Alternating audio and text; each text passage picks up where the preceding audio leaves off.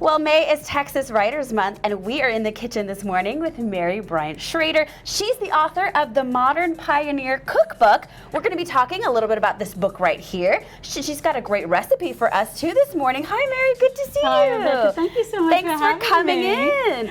This is your first time in our studio kitchen. Yes. We are so excited to have you. Before we get into what we're talking about today, I want to talk about this cookbook. I love the title, by the way, the Modern Pioneer Cookbook. I'm a home cook myself. Tell me a little bit about what kind of recipes are in there. Well, I have such a passion for keeping traditional recipes alive. And so I teach in the cookbook how to make bone broth and sourdough bread and how to culture dairy and how to make ferments like we're going to do today. That is fantastic. Why did you decide to put it all together? Is this what you grew up with? I mean, who taught you? Oh, well, my mother taught me, and her mother taught her, and keeping all these old-fashioned skills alive. And I started the YouTube channel, Mary's Nest, and I started teaching people online.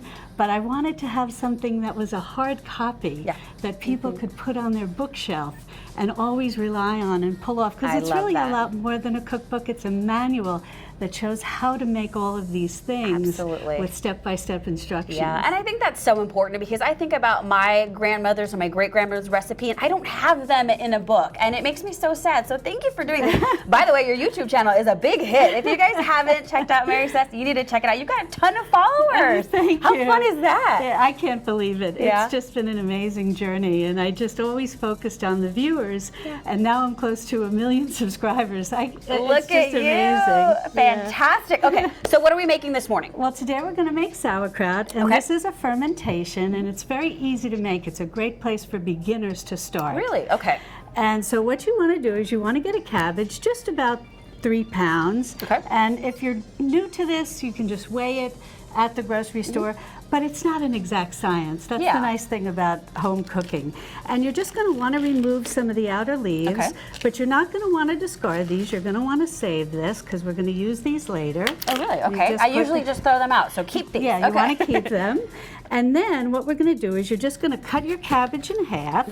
This is probably the most difficult part of the whole recipe. Takes some muscle, it takes a little muscle. Now, you're not going to remove the core.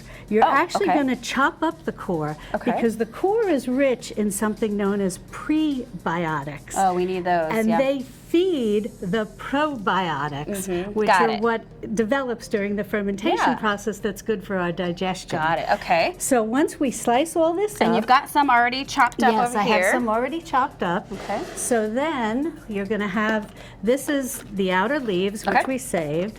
Then I brought a funnel. You don't really need this, but I thought we would be neat.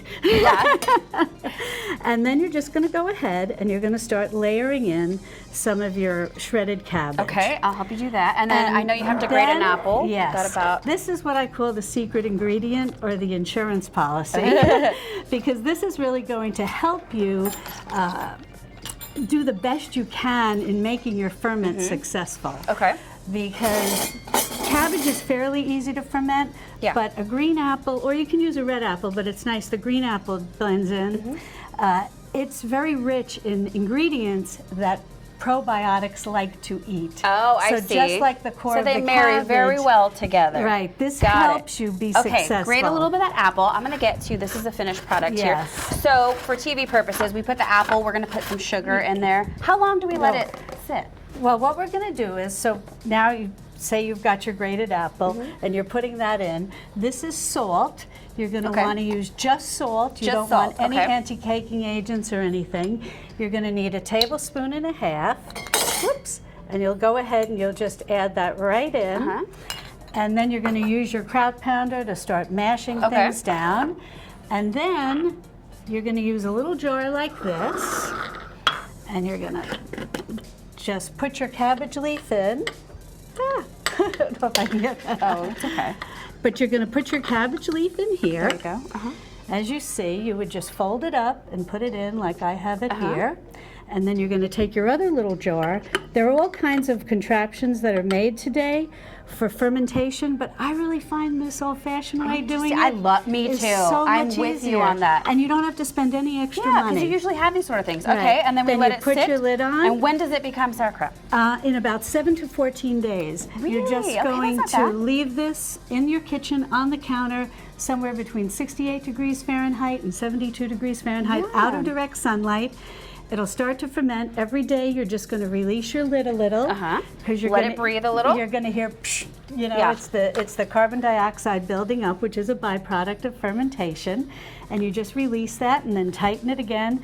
After about 7 days, give it a taste. If you like it, tuck it into your fridge and you're all set. That is fantastic. I didn't realize it was that simple. And this is in the book, right? Yes, this is in the book. All right, well, and it's also on my website. And on the website. Yeah. Well, it was so nice to meet you. So nice I'm to meet you excited too, to get into Rebecca. this book with all these awesome recipes. And you guys need to follow Mary on her YouTube channel, all over social media, marysnest.com, and you can find her at Mary's Nest on social media and YouTube.